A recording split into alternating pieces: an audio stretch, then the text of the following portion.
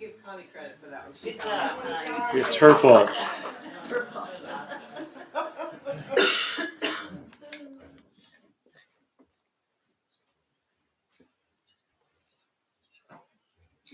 Welcome to those of you on Facebook Live and YouTube to the Home Spiritual Center Sunday service 12/31/2023. Somewhere there. Welcome, nonetheless. All right. Since I've been gone for a couple of weeks, letting the ministers carry the load, I'm going to get even today with longer prayers. I don't want to hear any snoring before I get done. Our opening prayer this morning. As we stand on the threshold of a new year, I want to express my deepest gratitude to Spirit for the past year's blessings. As we say goodbye to the year 2023 and welcome to the new year, let's do it in unconditional love with thankful hearts. Let us start the new year in peace and yes, with faith and prayer. Let go of any hard feelings or frustrations from the past year. Take this moment, this opportunity of new beginnings to say, sorry, I apologize to those you've hurt and extend forgiveness to all. Remember, God, the universe, loves us and wants the best for us. Let's enter the new year, ready to live a life of unconditional love, peace, and happiness. The universe has plans for you, plans to prosper and not to be harmed, plans to give your spiritual love and spiritual life and a wonderful future.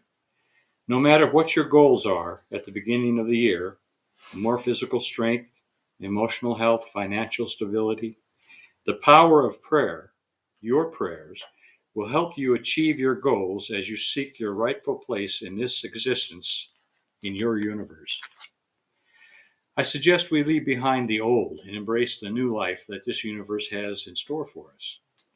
As we embark on this new year, shower your spiritual light on your loved ones. Light up your communities with your spiritual compassion. May love and peace reign in your hearts and in the hearts of all people. Visualize healing where there is brokenness and reconciliation where there is division. As we embark on this new year as the Home Spiritual Center family, may our family bonds grow stronger, our love deepen, and our moments together become cherished memories.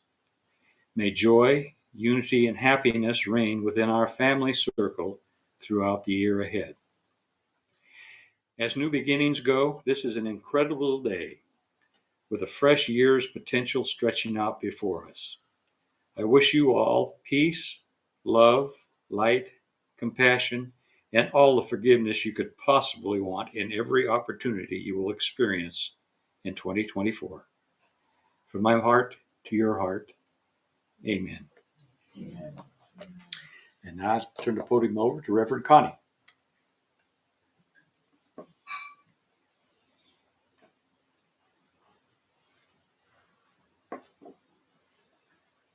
We kind of kept you in the dark and showing you that Fibonacci sequence song. Matt and I are going to share the pulpit this morning, and we're going to be talking about spiritual tools. Spiritual tools are something that we can use to help us gain access to our spiritual nature and our connection to Source, God, all that is. Mother, Father, whatever you wish to call that, divine intelligence. There are hundreds and even thousands of spiritual tools that humans use in order to connect and align to the spiritual aspect of themselves. In my many years of study in the field of metaphysics and personal spiritual development, I have tried out, utilized, and learned from many different spiritual tools. Back in my 20s and 30s, maybe up until almost my 40s, we lived in Alaska, and we had access to a wonderful metaphysical community there. And the first thing that I can remember being exposed to was the idea of meditation. Well, I didn't totally understand it, except to believe that what you needed to do is you sat down, you had to have it peaceful, quiet, and you tried to stop all of your thoughts. Well, that's impossible. And so I didn't feel that I was very good at meditation. But other things that I experienced during that time were working with a group. I can remember we were working on trying to use our minds to move a needle that was suspended on water. We were trying to make it spin around. We had moderate success with that. And I was also exposed to a man, and later became a friend of ours, who was very psychic. And he was explaining to us, I guess you would have called it about clairvoyance, although he didn't call it that you can come into contact with another person, and if you become aware, you can start picking up messages from that person. And so I decided to try it out when we went out with a bunch of people that had attended the lecture to have a cup of coffee afterwards. I was sitting next to this man, and I suddenly started picking up information that was kind of indicating that in some way he was connected to music. So I started questioning him, and I was getting a lot of, no, it's not that.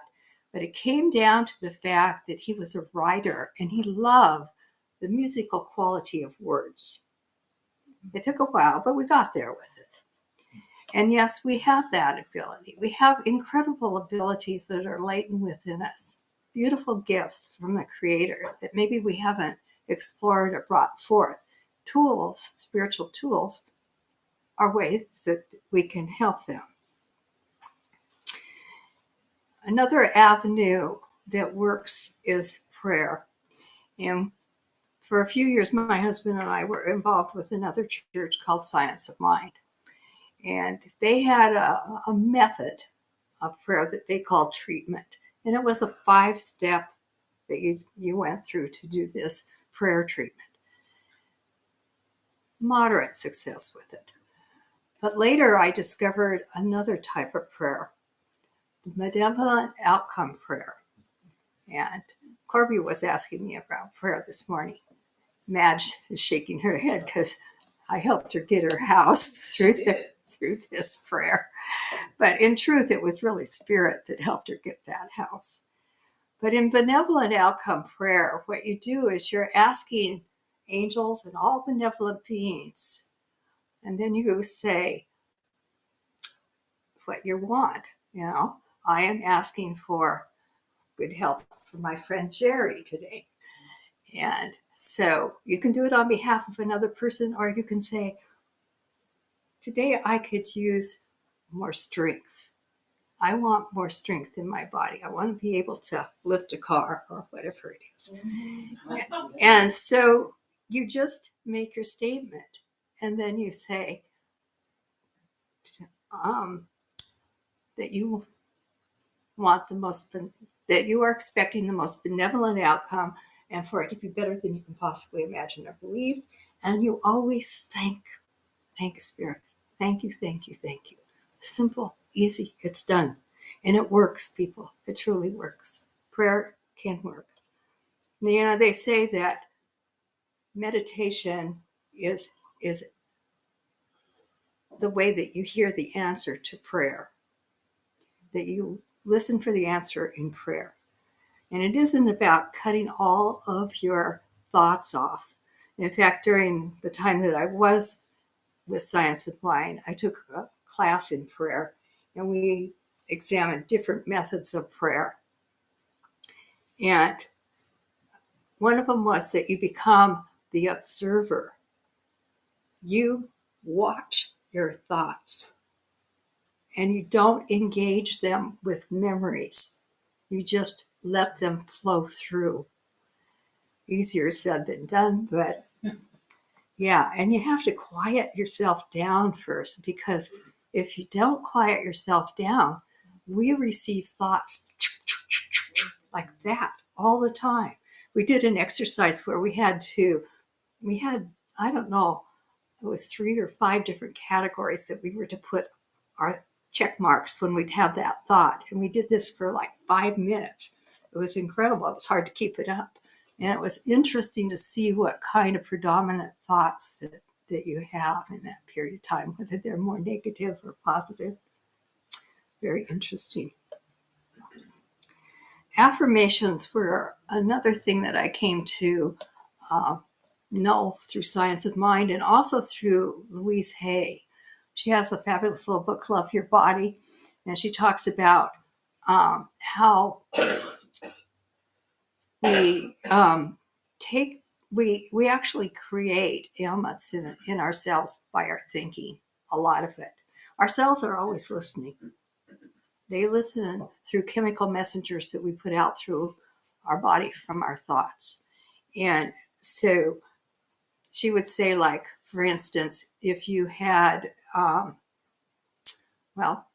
since I just experienced a cold, when you have a cold, usually it comes about from feeling confused, feeling out of control. And so then she would have given you an affirmation to use, like something like, I am always in perfect health. When you add the word I am, there's something to our words too. Our words have power. Then you say that over and over to yourself, and guess what? It starts to become a reality for you, even if you don't believe it. If you repeat it often enough with strong enough feeling behind it, it becomes your reality. Because that's the law of manifestation, is that energy through thought becomes matter.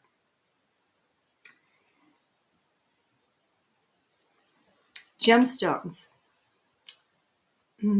At some place, I believe in maybe the late 90s, somewhere in the 90s, I took a class from a place called Gemisphere with another person, and we learned about using gemstones. And we used gemstones on the different chakras, the different energy centers of the body, and we used them in the form of a necklace wrapped around your arm to help, or wherever it hurt. So we use gemstones in different ways. Reverend Madge uses them in her work in balancing the chakras, and she'll talk, I think, about that. We honestly have tools. We have the tool of our voice. There's such a thing as toning, where you're using sound to help heal. We use our hands. You can rub your hands together really fast like this. And if you get in a dark enough room and you get it going, you can actually see an energy form, and you can feel it. You feel it bounce off you. This is not only used in Reiki, it's also used in Touch for Health, which I learned years ago, and a number of different methods, all the way back into the Bible about laying on of hands. We have this energy that is part of us. Another thing that we can use our hands for is EMT, which is emotional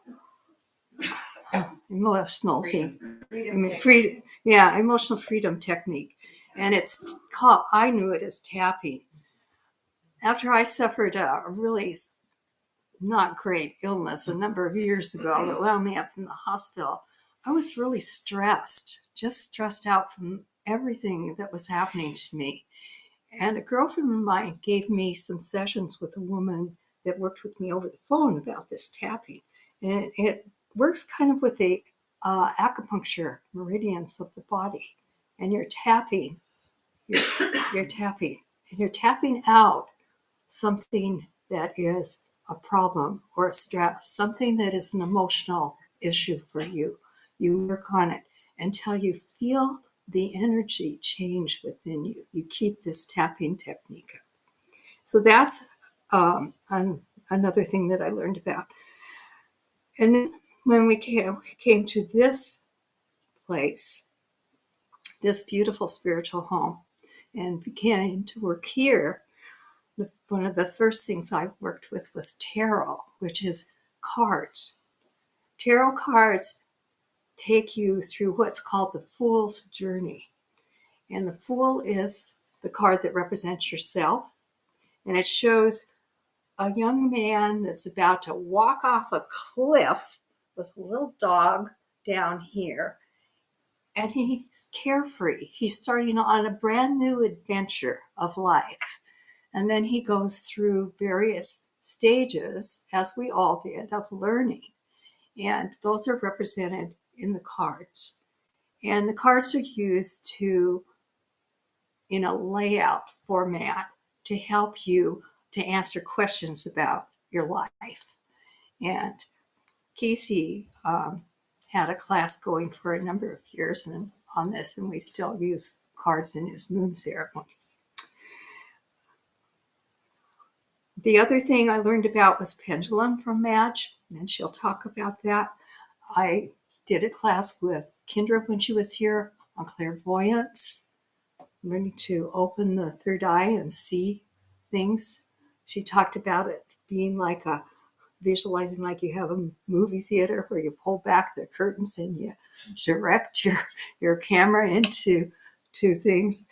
So those are all methods that we can use.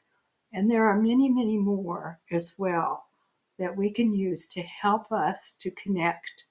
But I'll tell you the most important one is that connection that you make to your higher self. You got to go over to your tool shed, and back there in that dusty old corner, covered up, is the Binford 5000 mind. And you got to pull that guy out and look at that owner's manual. Oh, I'm sorry. We didn't come with the owner's manual, right? We have to figure it out. But those of you that are familiar with the show Home Improvement know what I'm talking about. Some of you younger ones may not. But in that show, the main character actually had a TV program that he showed how to work with tools on.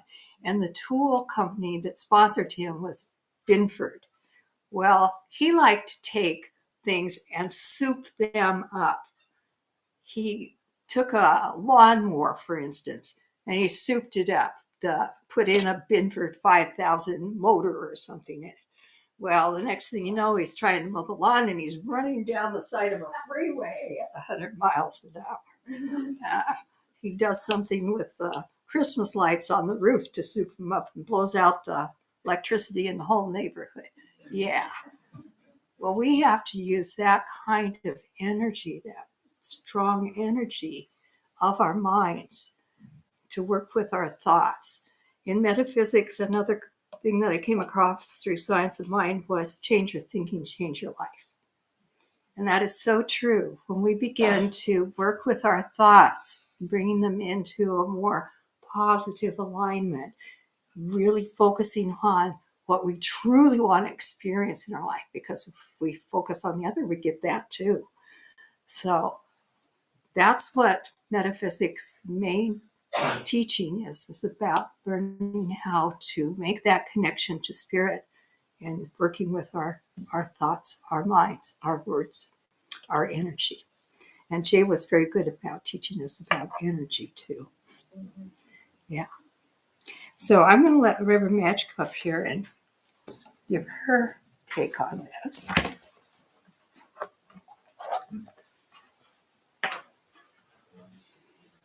Showing up with my toolbox.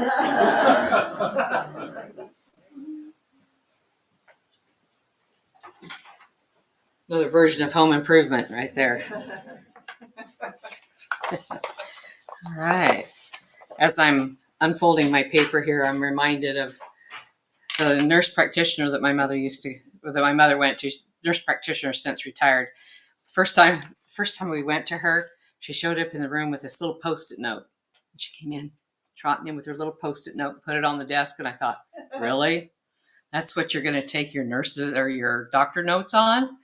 It's like, okay. And she got down, she sat down with my mother, knee to knee, face to face, and talked to her and made little notes on her Post-it note and went out. And I thought, Oh boy, wonder how this is going to go. Well, I adore that woman. I adored her because that little post-it note replaced the face-to-face computer where they go like this while they're typing. What's that? And I adored her. So anyway, my little paper, I'm unfolding it up here. I'm reminded of the nurse practitioner that I learned to adore. All right, so tools for the new year. Connie covered a lot of the different things that you might be able to resource and access and use as an inspiration. And I'll talk about a few more things. And so the point of all of this is to empower yourself, just to remind you of what you've got available for empowerment and to point you in the direction of balance. Lord knows we're going to need lots of balance this next year from all of the activities we're seeing and all of the predictions that we're hearing. We're going to need all the tools in our toolbox that we could get. So anyway, so I'm going to talk about some of the three tools that I use that are personal to me that I find really useful. And that's the pendulum, the rattle, and of course my favorite is the drum. And so I want to talk about the pendulum first. I use the pendulum a lot. It's something that comes natural for me, and it doesn't for everybody. Some people really struggle with a pendulum. Other people, it's real natural for. So it just depends on what works for you. But it's intended to be, a resource, just something as a check-in. I never put all my confidence in the outcome when I'm using the pendulum. It's just a reference. Any of these tools are a reference. The tarot, the astrology, whatever. They're intended to be a reference, not the end all of everything. Because we never want to bypass our communication and our direct input from the divine. It's just intended to augment, not bypass. So I just want to clarify that. Because sometimes it's hard to hear spirit. We get emotionally kind of caught up in the outcome, and it's like, man, I can't hear it. I struggle with it sometimes. I need somebody else. Hey, would you check this for me? Because I'm so biased, or I'm afraid I'll affect the outcome. So that's how, we all have that. So I just want to make sure that you're reminded to always just use it as a reference, a point of reference, and always think for yourself. So anyway, the pendulum, I always carry one in my bag. I always carry one in my purse. It's in a little bag, and I might be asking a question, need a reference to something. It's like, I wonder what the pendulum would tell me. And so I pull it out. Here's my consultation. It doesn't even charge a fee. So besides the traditional yes and no's that pendulums will give, or the no answer, just hanging absolutely still, you get that sometimes too. It's like, well, it doesn't have a yes or a no question. You got to reframe your question, or you're too unpredictable. You could make a different choice. So sometimes the pendulum will just say no. And it's really not the pendulum itself. It's based on our energy field. It's our energy field responding to an object that we put our intention into. So, but another way to use it is a fan. Like you draw a half circle, and then you draw lines, and each wedge of that line, or in the section, can be a value that you put into it, and then you hold the pendulum over the middle and see which way it goes. It's like giving it multiple choice, and sometimes it works pretty good. Actually, I've been really surprised at some of the accuracy that has come through or been proven to be so when you can do that with it. So that's another way of using it. And another way is I use the pendulum in my healing practice over the chakras to clear, energize, balance the chakras. But another way to use it is with food. Put the pendulum over your food. Is this good for me? Is this in harmony with my body? Or supplements. You can do it with supplements. But don't be the woman that I saw in the grocery store one time. She's putting it over every single item. It's like, think for yourself, lady. You know what's probably good for you. Follow your own intuition. It's like she'd lost all confidence in her ability, and she had this new tool, and so she's putting it over everything. And everybody was looking at her like, well, you were crazy. That was a little excessive. Don't need to do that one. Just, use your common sense sometimes. So the next tool that I would consider that you might resonate with, vibrate, is the humble rattle. I use a rattle a lot to clear energies. It makes noise, so you have to be respectful around it. but it is a powerful tool for breaking up energy, for breaking up stagnation, for things that we might have in our field or in our environment that are not serving our highest good. During this time of the holidays, we have lots of people coming and going, or potentially we could have difficult family members coming into our environment, and sometimes they leave a little caca behind, you know. And when they finally leave, it's like, oh, but then it's like some of it, the residue could be there. So in using the rattle, you can shake your rattle and go around your environment. I brought 2 different samples. You can use anything as a rattle. This is one I made a lot of years ago, so the paint's kind of coming off. But, you know, it makes a noise. Just go around in your environment and shake yourself. And here's one made out of a gourd. So they each have a different sound. But you don't really even have to do this. You don't even have to have anything that official. You can put beans in a jar and have a rattle. You know, it could be really simple. It doesn't have to be official. You don't have to spend lots of money. It can be, you know, whatever. And get the sound that sounds good to you, that resonates with you. Sometimes you need a softer sound in some environments, especially if it's if there's some tender energy, get really soft sounds. Sometimes some of the softer objects like popcorn or instead of rocks might be better. And put a few herbs in it maybe to create a little softer sound and to have the essence and the quality of the plant material. But if sometimes you need a sharper sound, sometimes a sharp sound creates a crack. And if you really are serious about moving something, you can use that sharp sound to really break something up. So use your intuition about what kind of sound and what feels good to you, and you experiment with it to be able to move energy. Always be respectful. Respect the power of a rattle. It's a humble object, and it seems pretty benign because we give it to our babies, you know, to play with. And so we don't think of the power that those things can wield. But I made a serious mistake early on. The first rattle I made, I didn't understand the power of it. And my daughter came over and I picked up my rattle to show it off a little bit, you know, and I shook it at her and she's just like, "Whoa, Mom, stop." And it really fractured her nervous system. And it took her, she wasn't right the rest of the day. It took her the rest of the day to recalibrate. She wasn't expecting it. She didn't ask for it. So if you rattle somebody else, always ask for permission. Allow their energetic field to be prepared. So, I learned, huh? Or they'll be rattled. Yeah, they're rattled. That's the term. Oh my God, I'm so rattled. Yeah. So always be respectful with it. Don't just assume that everybody wants it, and don't. It's not for play. They're serious tools. Even if it's things in a jar, it's your intention of how you plan on using it is what makes the difference. So that was a powerful lesson for me, and I always teach that now. And when we have the rattle making classes of how to use them, and be very respectful, and don't shake them at anybody when they're not prepared. But it does move energy, and sometimes that cracking sound is what people need. If you're working with inner child or a broken heart or things like that, it's much better to have a softer rattle. Sometimes those little hand rattles that they sell for music, those little wooden ones, or even an Easter egg with some stuff in it can be very useful. And just shake that gently, and that can be just enough for those tender energies. So be aware of what it is that you're addressing in your environment for yourself or for another person.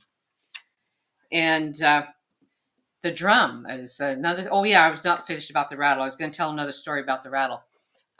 So a teacher, Judith, a teacher of mine years ago, quite a few years ago, I had as this relates to her, I had that day a particularly difficult drum circle.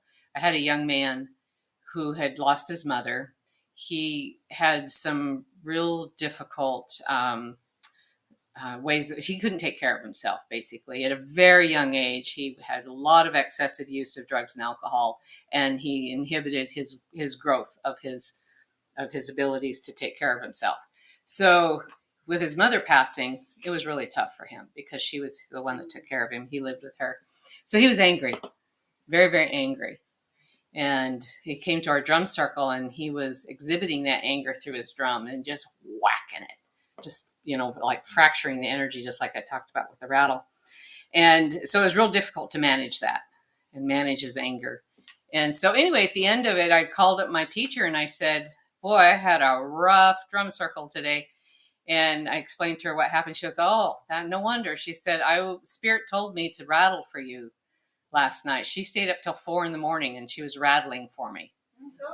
She was a night owl anyway, so it wasn't that much of a sacrifice. But that's what she did for hours and just rattled in support of the drum circle that was going to be had the next day. So I was really grateful. It's the only time I've had one like that. So don't be afraid of if you come to drum circle, it won't always be like that. It was just that one incident, but it was a big learning curve for me. So anyway, that's another way, the rattle, we think of things as non-local. So it doesn't really matter if you're absolutely present, although it's more powerful in our minds, but just to break up energy. Okay, so enough about that. The next one is the drum. Of course, that's my favorite tool, is the drum. And it's something that some people are attracted to and some are not, and that's okay. There's many paths to the one mountain. And drums are for some people. It wasn't for my late husband. He didn't care for the drum. And here I had him all over the place. But drumming wasn't for him. It wasn't something he resonated with, pun intended. But he was the keeper of the drum. I'd bring the community drum home and he'd tell me what it needed. Oh, it needs a live plant. Oh, it needs to be covered or uncovered. It needs a branch on it. So he was actually the keeper of it, but to actually drum was not his thing. So it's for some, not for others. That's perfectly good. But if you do have a drum, bring it out of the closet, and it needs to sing for those of you who have drums. So we can enjoy the rhythm and the healing qualities of the drum, even if you don't have one. There's a lot of resources online. There's drumming music, shamanic music online that you can turn on and listen to it and get the benefits of the rhythm and the sound. The drum, it activates both sides of the brain. It activates both the linear, rational left side and the creative, intuitive right side of the brain. So it really supports how we are synced up in both sides of our brain. It strengthens that corpus callosum. They find that people who do a lot of drumming have a thicker nerve endings, or nerve transfer between the two halves of the brain. So I thought that was interesting. I don't think I drum enough to actually do that, but probably, some of these, really good set drummers or the djembe drummers, I would imagine really have that. But when the two halves of the brain become synchronized, it really increases the endorphins, the feeling of the feel-good endorphins, and it kind of creates a sense of euphoria. So it also induces deep relaxation, it lowers your blood pressure, and reduces stress. So drumming is very good for your health, besides bringing balance and calm into your world. The drum resonates at about between 109 and 112 hertz. So I thought that was very interesting, and 110 is the average. And that's the number of a hertz is the number of times that something vibrates per second. So 110 is considered to be the vibrational frequency to open the door to the spirit world. So that's, no wonder the drum is a portal, because it opens the door to the spirit world, or can open the door to the spirit world, make it easier to commune with your spirit guides, to get answers, to find out what they have to tell you, what messages do they have. And sometimes it's also called the world between the world, depending on what you call it. So this is where you do soul retrieval. It's where shamans go to do their soul retrieval. It's where we can drum to access parts of ourselves that have fractured away, perhaps in childhood, and bring them back home, or visit other realms like the upper world or the lower world, the shamans, or in the middle world, as they call it. visit our spirit animals and different things like that. So another benefit to drumming is that the 110 hertz is a higher frequency than the beta brain waves. And that increases cognitive achievement or enhancement and attention to detail, and it helps our memory. That 110 hertz also helps in all of those ways: memory, recall, creativity. And it helps clear the mind so that you can hear your spirit people better.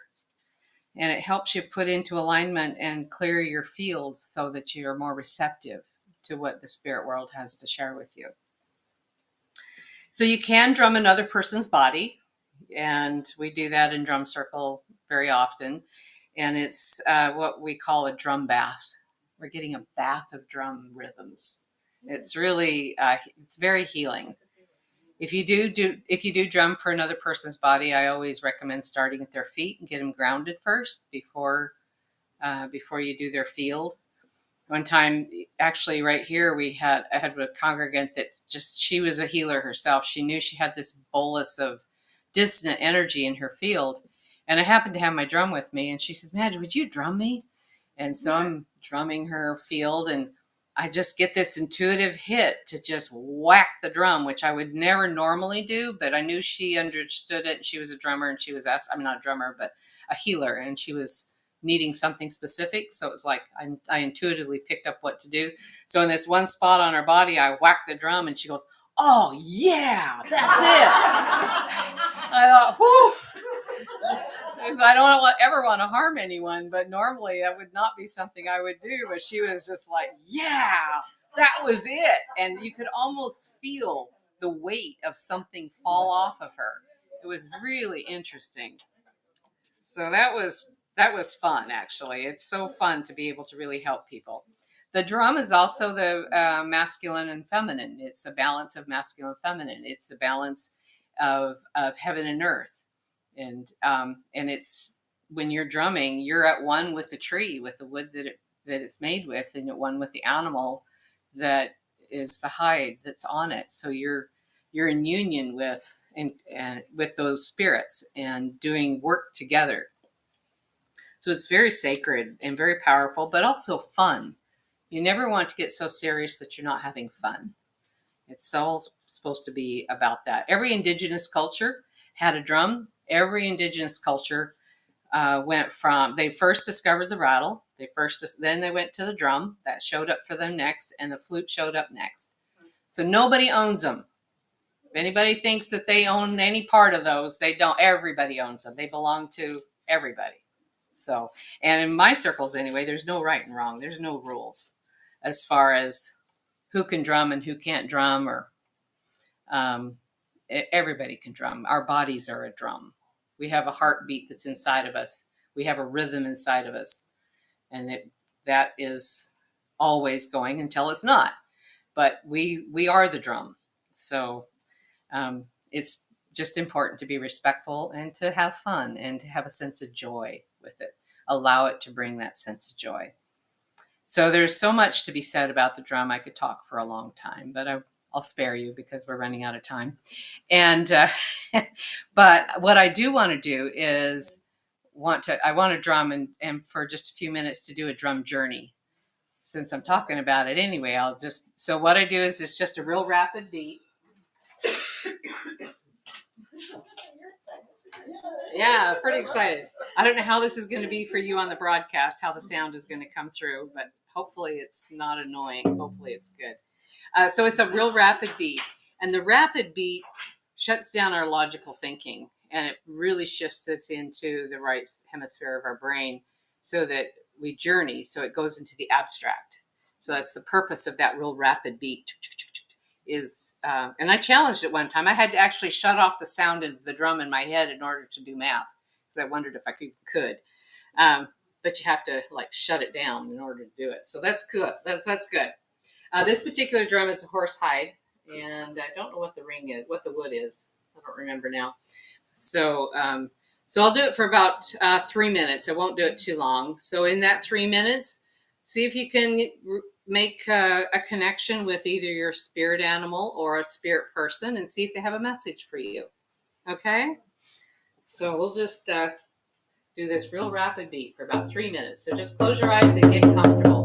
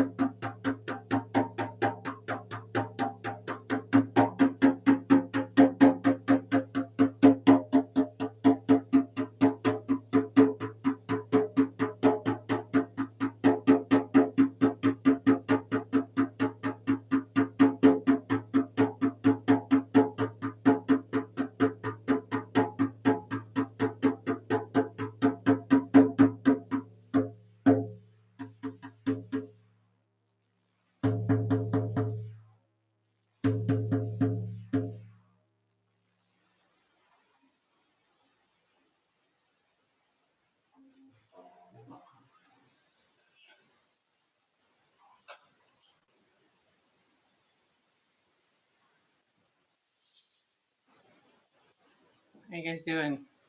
Doing all right? Yeah. You could feel it buzzing your fingers? Yeah, it rattles your bones. Wonderful. Actually. Yeah. The funny part was when it started feeling it in my fingers. Oh, cool. Like kind of thing. Yeah. Oh, that's great. Yeah, my fingers are buzzing too, but I was holding on to it. But that's the best part of being a drummer is you get the best part of it. You're up close and personal with it. So anyway, but you can make, if you wanted a drum, you can buy them fairly inexpensively. You can make one out of a oatmeal container, like when we were kids. They still work. So there's all kinds of ways to have some of the same effects. A plastic bucket works good, All right, so let's what are we doing? I'm in the wrong side of my brain. I'm journeying. Corby. Yes, I was going to ask if you could speak to the issue of the callback and how important that is. How you did at the Oh, callback. yeah, the callback. Because I know I would just stay. Yeah, it's easy to, when you're journeying, just to stay out there. So as a drummer, if you're doing it for others, it is important to have that callback. That's the reason for the slowing down. And then the 3 is like, come back. It's time to come home now. It's the street lights are on. It's time to come home. Yeah, thank you for the reminder on that. It is important to have that rather than just stopping abruptly. Yeah. All right, so we're going to have the offering. That's what it is. Okay, let's get our gift ready for the home center.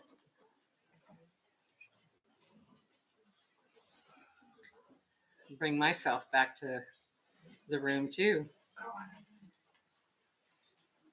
All right, let's put our gift between our hands. And thank you, Spirit, for the generosity and the support that the home center is receiving. Thank you for the abundance that you already have and that you are yet to receive. And we receive it with an open and a grateful heart. And we send it back out into the universe, supporting the home center all the way and coming back to you and supporting you in all of your wants, needs, and desires for your highest and your greatest good. And let that be your truth. All right, so Shelly's got the basket go around, and I'm going to invite Dick up to give our do you have a story? Story, closing prayer, and then closing the broadcast, and I'll be back up with announcements.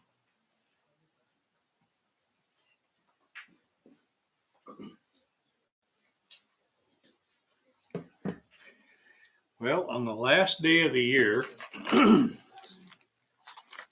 from the book Remembering Who You Truly Are, I'm going back in time to God's day number 2. That would have been somewhere 364 days ago. God's day number 2 was new beginnings, tomorrow.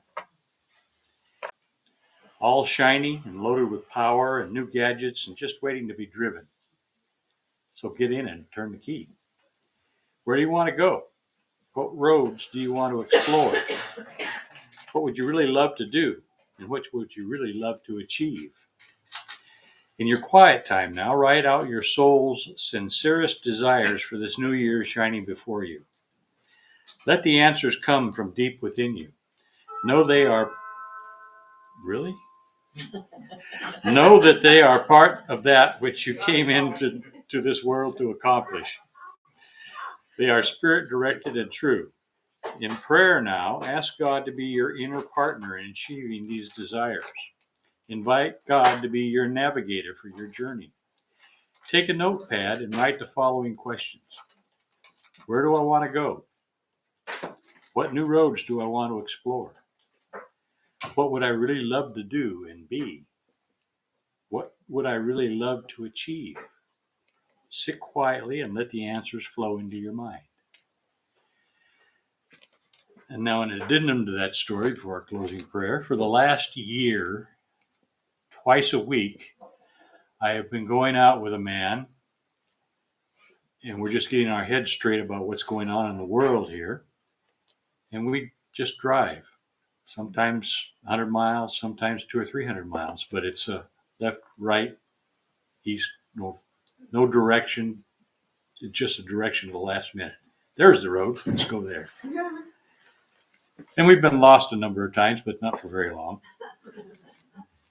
Okay, now our closing prayer.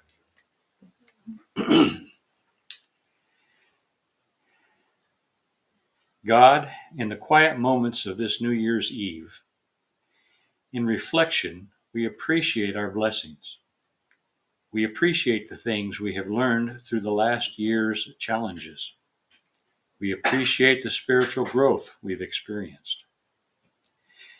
May these reflective moments prepare our heart for the fresh start the new year will bring. As we enter into this new year, we ask for a renewed mind and heart and help in letting go of negative thoughts and attitudes that hold us back from experiencing the fullness of Spirit in our lives. We are filled with love and joy, and peace, and patience, kindness and goodness, faithfulness and gentleness, and self-control. May we radiate our light to those all around us and be a reflection of peace and love in our world. In our love and light, amen. And to those on Facebooks and the YouTube channels, that's the end of our Sunday service for the year 2023. Home Center out.